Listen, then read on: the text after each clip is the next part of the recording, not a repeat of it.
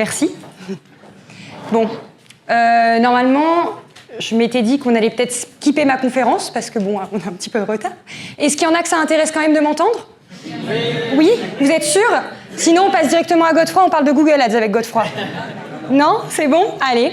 Donc, on va parler LinkedIn, et surtout, on va parler comment développer votre notoriété sur LinkedIn, pas seulement pour faire de l'argent et du chiffre d'affaires, mais aussi pour se générer un tas d'opportunités.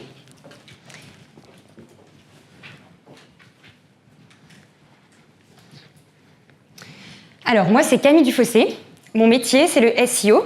Donc, je suis consultante SEO, j'accompagne des entreprises dans leur stratégie pour pouvoir se référencer sur les sites web. Et j'ai fondé l'école du SEO, qui est donc, comme son nom l'indique, sans surprise, une formation pour apprendre le référencement web. Donc, ça se destine à la fois aux entrepreneurs qui souhaitent mettre en place une stratégie de référencement sur leur site, ça se destine aux salariés, ça se destine aux freelances. Voilà, c'est vraiment une formation métier pour apprendre le SEO. Ça, c'est le cœur de mon métier, de mon expertise. Et en fait, autour de cette expertise, je crée du contenu, notamment principalement sur LinkedIn. Spoiler alerte, il y a un petit lien avec la conf. Et du coup, en fait, ça me permet à la fois de faire la promotion de mes offres, de générer des opportunités qui vont me permettre de travailler ce qu'on appelle le personal branding. Je ne sais pas si ça vous parle un petit peu. Pour faire simple, le personal branding, c'est le fait de se mettre en avant soi-même en tant que personne et de développer sa notoriété et sa crédibilité sur un marché pour attirer des leads. Leads égale prospect. Et puis, du coup, via LinkedIn, je fais aussi des collaborations commerciales avec des marques. Donc, je vais vous donner juste quelques chiffres pour que vous ayez conscience de l'opportunité qu'il y a derrière LinkedIn pour ceux qui ne créent pas encore de contenu sur cette plateforme. Pour ma part, LinkedIn, c'est plus de 2 millions d'impressions cumulées sur l'année dernière avec certains posts ponctuellement qui dépassent, qui surperforment. Donc, typiquement, j'ai un post qui a dépassé le demi-million de vues. Et aujourd'hui, j'ai une communauté de 11 000 personnes et j'ai écrit une communauté SEO qualifiée et ça, c'est important parce que c'est ce qu'on va essayer de comprendre aujourd'hui, c'est que l'idée, c'est pas seulement d'avoir des gens qui vous suivent, mais surtout des gens qualifiés que vous allez pouvoir convertir et grâce auxquels vous allez pouvoir gagner de l'argent, tout simplement. Ce qu'il y a derrière ces chiffres, en fait, ce que j'essaie de vous expliquer, c'est que finalement, ces chiffres, on s'en fiche un petit peu, sachant que, vous voyez, je vous dis 2 millions d'impressions en un an. Finalement, je poste 2 fois par semaine en moyenne. C'est pas énorme. Je pourrais poster plus et avoir encore plus de possibilités et de visibilité. Mais en fait, rien que grâce à ça, ça m'a déjà généré énormément d'opportunités. Je vous disais que j'ai lancé l'école du SEO, je vends des prestations aux freelance, je n'ai jamais démarché personne. C'est-à-dire qu'aujourd'hui, tous les gens à qui je vends des choses, c'est des gens qui viennent à moi. Typiquement, c'est grâce à LinkedIn que je suis devant vous aujourd'hui en train de vous parler. Parce que c'est grâce à LinkedIn que j'ai rencontré Thomas, qui m'a invité sur son podcast, qu'aujourd'hui il m'a invité ici. Et donc en fait, LinkedIn, c'est un vrai vivier d'opportunités quand on sait bien l'utiliser.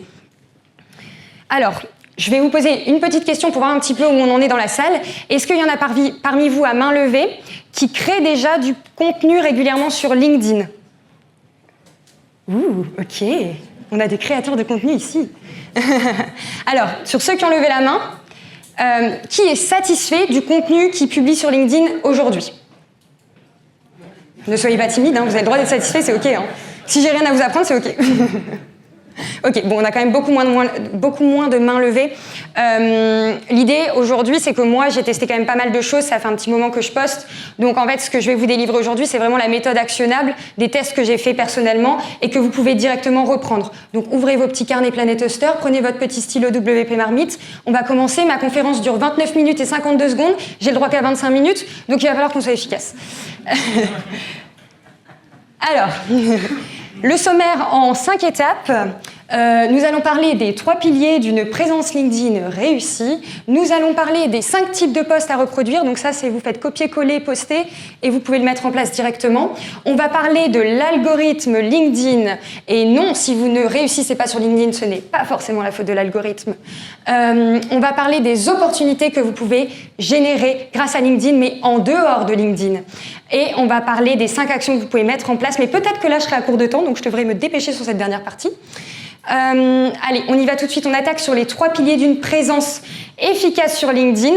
Alors l'erreur numéro 1 que je vois sur LinkedIn, c'est de penser que LinkedIn est un CV en ligne. Alors tous ceux qui n'ont pas levé la main là juste avant sur est-ce que vous publiez du contenu sur LinkedIn, vous pensez probablement encore qu'il suffit de publier votre CV sur LinkedIn. Eh bien vous fermez beaucoup de portes parce qu'aujourd'hui LinkedIn, c'est une plateforme de personal branding et de développement d'opportunités. Vous avez vu, le mot opportunité intervient beaucoup de fois dans mon discours, mais c'est dire le nombre de choses que vous avez à y gagner sur cette plateforme. J'avais oublié ma slide, la voici. Et donc, on attaque tout de suite avec le premier pilier, qui est l'authenticité stratégique. Alors, c'est pas une vérité vraie, c'est mes conclusions de mon expérience sur LinkedIn. En tout cas, pourquoi je parle d'authenticité stratégique? Parce qu'aujourd'hui, les gens, ce qu'ils recherchent à travers les réseaux sociaux, et LinkedIn n'y échappe pas parce que, bien que professionnel, ça reste un réseau social, c'est de l'authenticité, c'est de la vérité en fait. Et être authentique, ça ne veut pas non plus dire tout partager, parce que c'est vrai que maintenant sur LinkedIn, on voit beaucoup, regardez, je suis la première, à mettre des photos de soi, à parler de sa vie.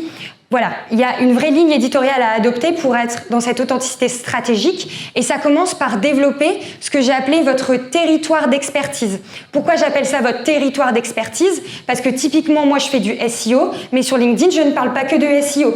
Je parle de plein d'autres choses parce qu'aujourd'hui, le SEO, c'est les contenus qui vont me permettre de convertir et de gagner de l'argent sur LinkedIn. Mais si je me limite à ces contenus-là, je ne peux pas construire une visibilité à grande échelle parce que c'est pas un sujet qui va parler à tout le monde. Ensuite, ce qui va être important dans cette partie construction de votre authenticité stratégique, ça va être de créer votre signature.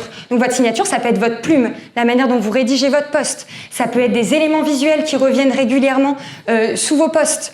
Ça peut être la tonalité. Et puis, je vous le disais, je vous l'évoquais, l'idée c'est vraiment de construire un profil qui est vrai. Typiquement, je vous ai mis l'exemple d'un de mes posts où je parle de mon TED, mais je dis pas j'ai fait un TED. Je dis j'ai raté mon TED.